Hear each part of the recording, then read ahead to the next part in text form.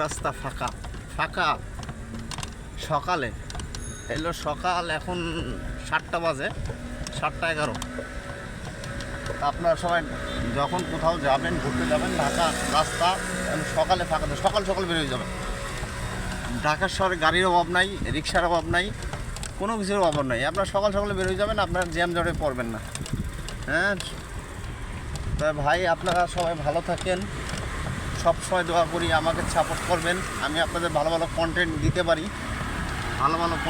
পারি, আপনারা আমার পাশে থাকবেন ইনশাআল্লাহ ইনশাআল্লাহ। সবাই দেখেন এই হলো দোয়েল চত্বর, ভার্সিটির দোয়েল চত্বর, ঢাকা ভার্সিটি। হ্যাঁ এই দোয়েল চত্বর দেখেন,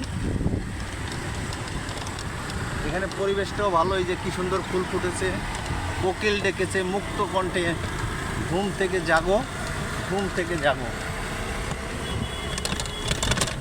আর সবাই নামাজ পড়বেন, নামাজ পড়বেন, নামাজের বিকল্প কোনো কিছু নাই, নামাজ মুসলিমদের নামাজ পড়লে আল্লাহ অনেক আপদ বিপদ থেকে আল্লাহ রক্ষা করে।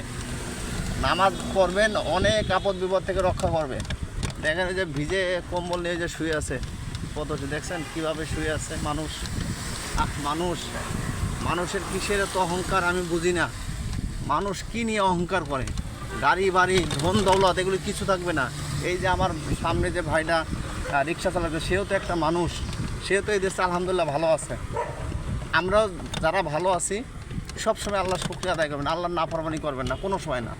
আপনার যেভাবে থাকেন নামাজটা আদায় করবেন, ও 5 জায়গা না নামাজ আদায় করবেন। আর মিথ্যা কথা থেকে দূরে থাকবেন, মিথ্যা কথা বলবেন না, মিথ্যা বলা মহাপাপ। এটা আমরা সবাই জানা সত্ত্বেও আমরা সবাই মিথ্যা কথা বলি। হ্যাঁ মিথ্যা কথা বলা যাবে না ভাই। এই মিথ্যা কথা বললে এই জিহ্বাটাকে রোজ জাহান্নামের ভিতরে জিহ্বার একবার টানবে, এইখান থেকে নিজের হাত নখ দিয়ে নিজে জিহ্বাটাকে ফাড়বেন। এজন্য ভাই দেখেন এই যে আশেপাশের রাস্তা দেখেন, রাস্তার ভিতরে ফুটপাতে এই দোকানপাট হচ্ছে। তা আপনারা এই দেখেন, এই যে একদম দেখছেন কীভাবে আছে। আল্লাহ আমাদের হেদায়েত করুক, আমাদের আল্লাহ বুঝদান করুক।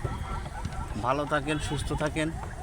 আমি ভাই আপনার সামনে বাস্তব চিত্র তুলে ধরলাম, যদি কারো ভালো লাগে আমাকে সাপোর্ট করেন। হ্যাঁ আমি যাতে আরও আগাতে পারি, আপনাদের ভালো ভালো কন্টেন্ট দিতে পারি, সেদিকে এগিয়ে নেন। ভালো থাকেন, সুস্থ থাকেন। আমি বারবার ভালো থাকেন, সুস্থ থাকেন কেন বলি? কারণ একটা সুস্থ মানুষ সমস্ত সুখের মূল। একজন সুস্থ মানুষ সমস্ত সুখের মূল। সুস্থ ছাড়া সুখ আসে না।